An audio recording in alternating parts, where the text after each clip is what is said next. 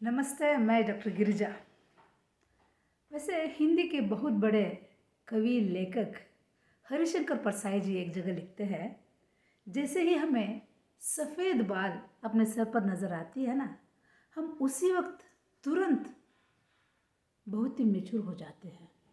वो ये भी लिखते हैं कि दशरथ महाराज के सर पर जब सफ़ेद बाल दिखे ना, उनको लगा कि वो बूढ़े हो चुके हैं, उनको जिम्मेदारियों को क्या है श्री राम पर सौंप देना चाहिए, राम जी का पट्टाभिषेक हो जाना चाहिए।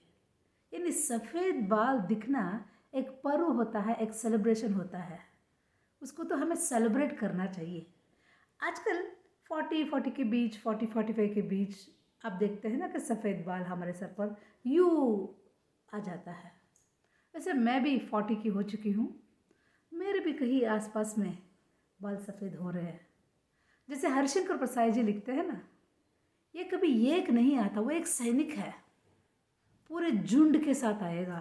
क्या ये सफ़ेद बाल अपने चाचा मामी सगे संबंधी भाई बहन वो सब लोगों को साथ में ले आता है।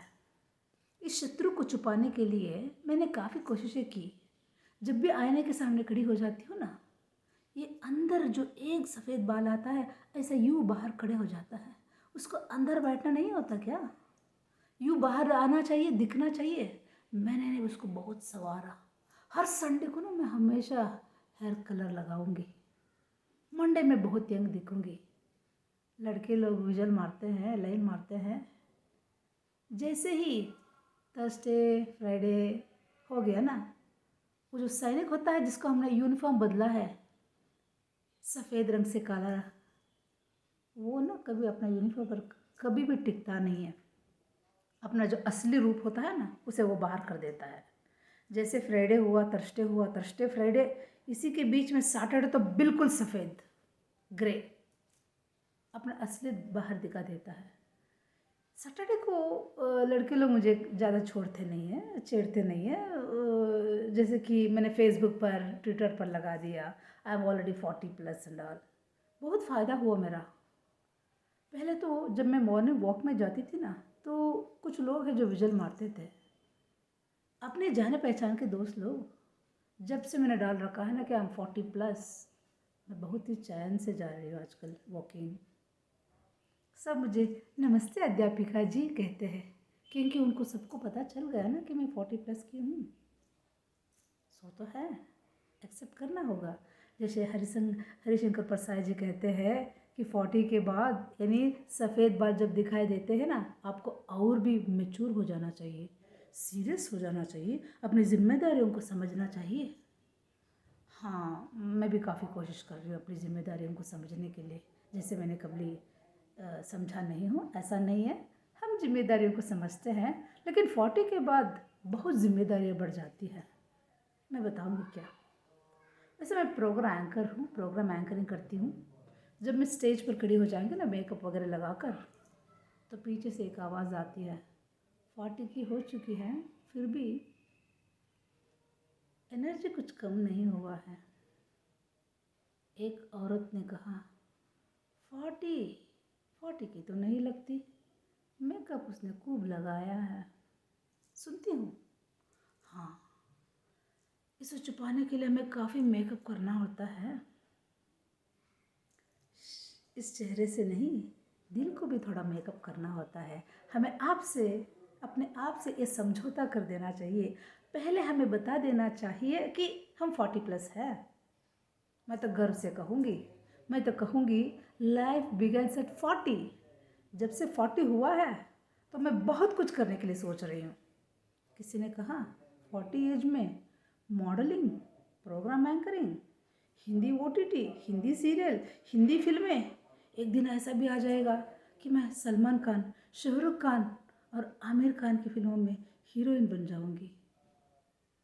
मैं बहुत लालची हो गई, खैर छोड़िए। अब देखिए, मैं प्रोग्राम करती हूँ ना, तब पुरुष लोगों को कोई एतराज़ नहीं होता है। They say she is very energetic that this. औरतों को थोड़ा होता है, हाँ she is 40+, see look at how she is just managing herself on stage, how energetic she is. हम जानते हैं काफ़ी मेकअप करती है, हर संडे ब्यूटी पार्लर में बैठ जाती है। हाँ, ये तो सही है। अपने आप को कुछ प्रिपेयर करके रखना चाहिए ना। जैसे संडे को पूरे मैंने बालों को रंग कर दिया, काला कर दिया। मंडे में बहुत ही यंग लगूंगी। सैटरडे बस आप मुझे पूछिए, बस वही वही सिलसिला, यानी हफ्ते में एक बार बालों में नहार बस। हाँ, और दूसरी बात, जब मैं कॉलेज में जाती हूँ ना, तो एक लड़की ने मुझसे पूछा, ma'am how old are you? तो क्या मुझे सच बोलना है? अगर मैं बोलूँगी आई एम 40+, मामला गड़बड़ हो जाएगा। तो मैंने कहा, तुम्हारी मम्मी को भी कन्फ्यूजन हो जाएगा कि मुझे दीदी कहने के लिए, उतना ही है मेरा एज। एक लड़की ने तो कह दिया, मैम आप 40 की हो चुकी है, you look very young for your age. Yeah true, I look very young for my age. दिखना चाहिए। जब आप दिल से यंग हो तो दिमाग से यंग लगेंगे, और जब दिमाग यंग लगेगा तो दिमाग बहुत कुछ अच्छा ही सोचेगा ना। वैसे मुझे कई प्रकार के काम करना पड़ता है। वैसे मैं एक एक्ट्रेस भी हूँ, टीवी सीरियल्स वगैरह करती हूँ। जब सेट पर जाती हूँ तो एक दिन क्या हुआ, डायरेक्टर ने कहा, गिरिजा मैडम, अब आपको मदर का कैरेक्टर करना है। मदर का कैरेक्टर? और मैं किस मदर का? हाँ, किस मदर का? अंदर से एक आवाज़ आई, चुप रह। तो मैंने मुस्कुराते हुए मैंने कहा डायरेक्टर से, डायरेक्टर सर, किसकी माँ, हीरो की या हीरोइन की? हाँ हाँ, EMI का सवाल है।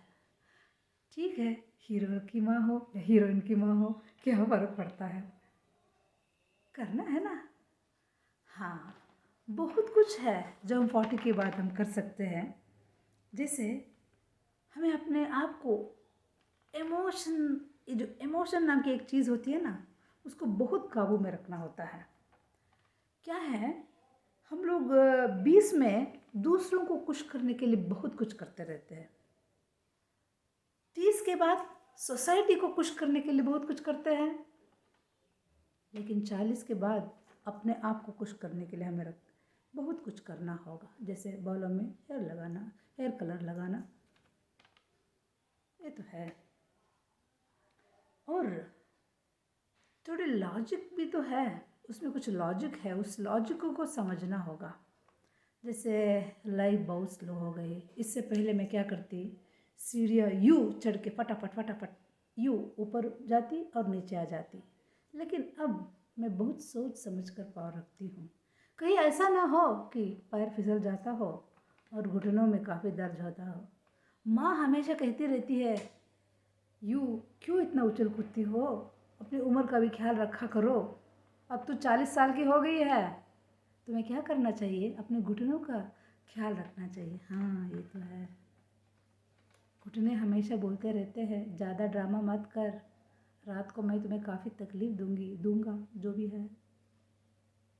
हाँ, रात को कई बार तकलीफ़ ज़रूर होती है। दिन में काफ़ी घूम फिर लिया, डांस कर लिया, जिम में चले गए, स्किपिंग कर लिया, स्विमिंग कर लिया, योगा कर लिया, आखिर वो भी कितना सहन सकता है।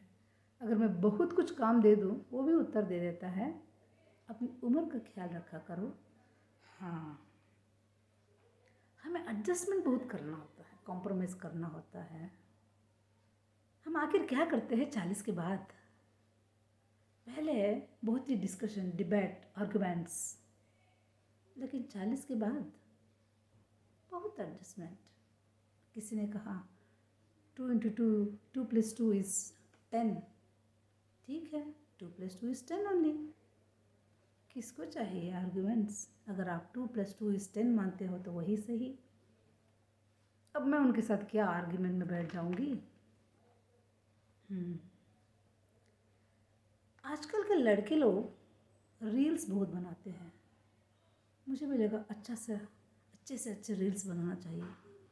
उनके रील्स जो है बहुत वायरल हो जाते हैं, काफ़ी दुनिया देख लेती है। इंस्टाग्राम पर उनका रील्स आता है, कहीं फेसबुक पर, कभी ट्विटर पर।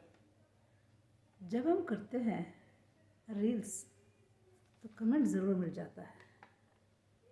आप अपने उम्र का ख्याल रखा करिए, सेहत का ख्याल रखा करिए, पूजा पूजा भजन थोड़ा ज़्यादा ही किया करें, और किसी सत्संग में जाइए।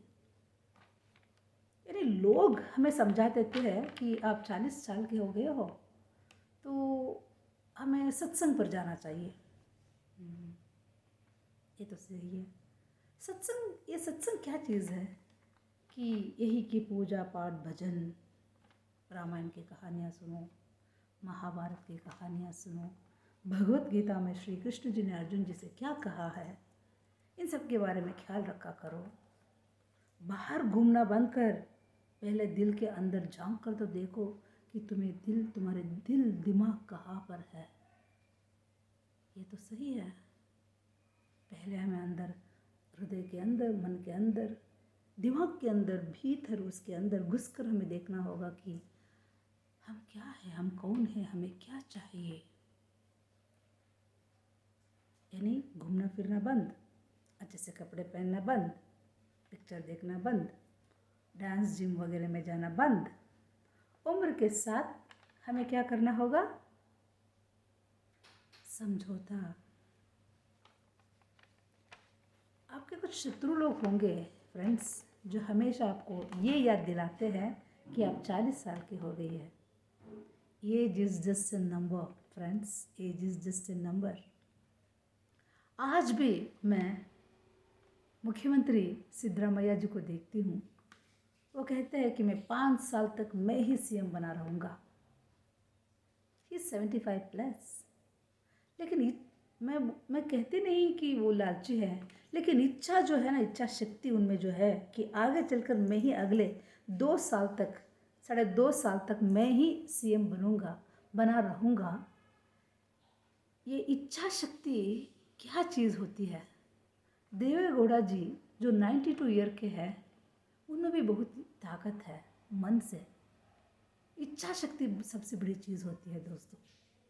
इस इच्छा शक्ति को कभी हारने ना देना, कॉम्प्रोमाइज़ मत करना अपनी इच्छाओं के साथ, सपनों के साथ।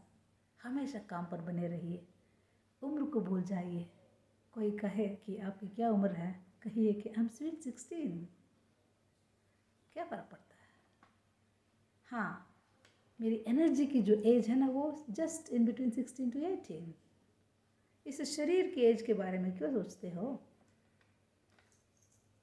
We have the best example, हमारे भारत देश के प्रधानमंत्री 75+, लेकिन इतने काम करते हैं, पूरे देश में नहीं पूरे विश्व में मशहूर है।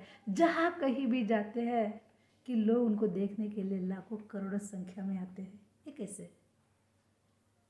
उनमें कभी हमने ये नहीं देखा, हमने ये भी तो सुना है पूरे 11 साल से 12 साल से एक दिन कभी उन्होंने छुट्टी नहीं लिया। Then why people are telling us you're 40+, go to satsang, stop doing all this modeling, cinema, anchoring, acting। बस लोग बहुत सलाह देते हैं, लेकिन तुम्हें कौन से किस सलाह को मानना है, ये बहुत मायना रखता है फ्रेंड्स। कॉलेज में मैं जाऊंगी तो कॉलेज के फंक्शन में स्टूडेंट्स भी होते हैं, उनके बीच में मैं फ़ोटो खिंचवाऊंगी तो कई लोग छेड़ते हैं, who is a student, who is a lecturer. मैं बोलती हूँ, मैं हमेशा फेसबुक पर एक लाइन लगाऊंगी, I am very happy to be with my young friends. जहाँ तक हो सके गर्ल्स वुमेन लेडीज़ जो भी है, हमेशा यंग लोगों के साथ जुड़े रहिए ताकि नई बातों को सीख सकूं। आज भी इस वक्त भी मैं अपने बेटे से बहुत कुछ सीखती रहती हूँ। मैंने कभी कहा नहीं कि मैं तुमसे बहुत बड़ी हूँ, मैं सब कुछ जानती हूँ, मैंने तुमको सिखाया है, तुम क्या मुझे सिखाओगे, ऐसा कुछ नहीं है। You are a student, every day you can learn many things. तो मेरे बेटे ने मुझे बहुत कुछ पढ़ाया सिखाया है, specially the Facebook, Twitter, online work, laptop, सब कुछ।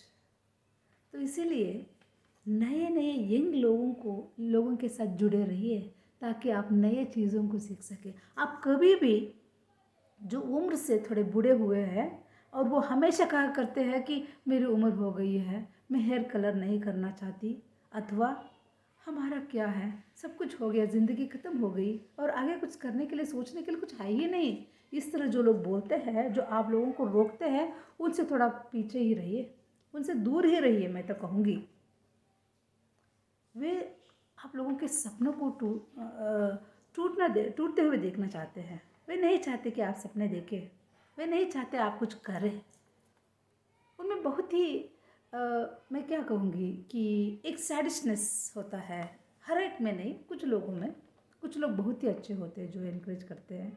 इसीलिए please try to have young friends and learn something new every day. जो आप अपने जवानी के दिनों में आपने नहीं किया, अगर आपको लगता है इस वक्त आपको करना चाहिए, करिए ना, किसने रोका है। I learn my Bharatanatyam, I went to Bharatanatyam class in the age of 30s only. I learn Hindi in the age of 15-16। इससे पहले मुझे हिंदी बिल्कुल नहीं आती थी।